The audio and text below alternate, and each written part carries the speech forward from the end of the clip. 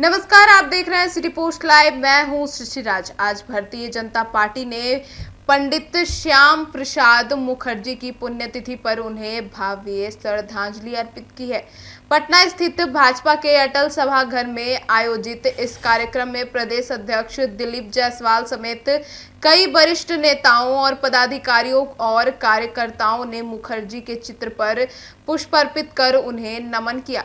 भाजपा नेताओं ने श्याम प्रसाद मुखर्जी के राष्ट्र के प्रति योगदान को याद करते हुए उन्हें एक महान राष्ट्रभक्त, संगठनकर्ता और विचारक बताया है। इस अवसर पर प्रदेश अध्यक्ष दिलीप जायसवाल ने कहा कि डॉक्टर श्याम प्रसाद मुखर्जी ने देश की अखंडता और एकता के लिए अपना जीवन बलिदान कर दिया है।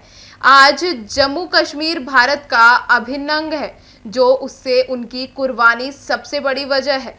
वो ना होते तो आज भारत का नक्शा अलग होता। उन्होंने आगे कहा कि हम सब आज उन्हीं के पद चिन्हों पर चल रहे हैं और आगे भी राष्ट्रीय हित के में उनके विचारों को मार्गदर्शक मानते हुए आगे बढ़ते रहेंगे।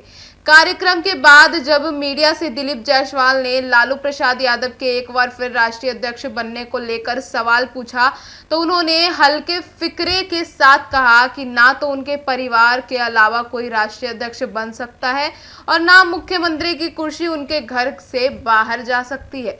यह सिर्फ परिवारवाद की राजनीति है और जनता अब इसे समझ चुकी है। वहीं जब तेजस्वी यादव के प्रधानमंत्री पर किए गए बयान पर प्रतिक्रिया मांगी गई, तो दिलीप जायसवाल ने दो टूक कहा कि किसी की आवाज कैसी है उस पर ध्यान देना अपनी जुबान गंदी करने जैसा है। उन्होंने विपक्ष पर तंज कसते हुए कहा कि जब काम करने की नीयत और दम नहीं होते तो लोग ऐसे ही अनर्गल बयानबाजी करने लगते हैं।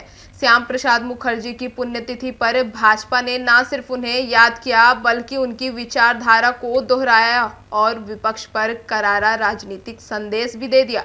दिलीप जायसवाल ने अपने शब्दों में और क्या कुछ कहा, सुनिए और क्या कुछ कहते नजर आए। लालू यादव ही कर सकते हैं, क्योंकि दूसरा कोई तो राजद में ना अध्यक्ष, राष्ट्रीय अध्यक्ष बन सकता है, ना मुख्यमंत्री बन सकता है। तेजस्वी यादव लगातार पीएम मोदी पर सवाल उठाते हैं, शब्दों का इस्तेमाल किया था पॉकेट। मैंने कहा ना कि अब किसकी आवाज क्या है, उस आवाज पर जाने से अपना भी जवान गंदा करना है। नहीं, मैंने वो तो सारी बात बहुत पुरानी है। जेडीयू ने कहा है कि मुख्यमंत्री को अंधेरे में रखकर ये डिसीजन बहुत पुरानी बात होगी। आज डॉक्टर श्यामा प्रसाद मुखर्जी जी का स्मृति दिवस और बलिदान दिवस भारतीय जनता पार्टी के अटल सभागार में हम लोगों ने उनको श्रद्धांजलि अर्पित किया। डॉक्टर श्यामा प्रसाद मुखर्जी कश्मीर का जो उनका इरादा था, वो चाहते थे कि इस देश के अंदर कश्मीर में एक विधान, एक निशान, एक प्रधान हो, और हम लोग बोला करते थे कि जहां हुए बलिदान मुखर्जी वह कश्मीर हमारा है।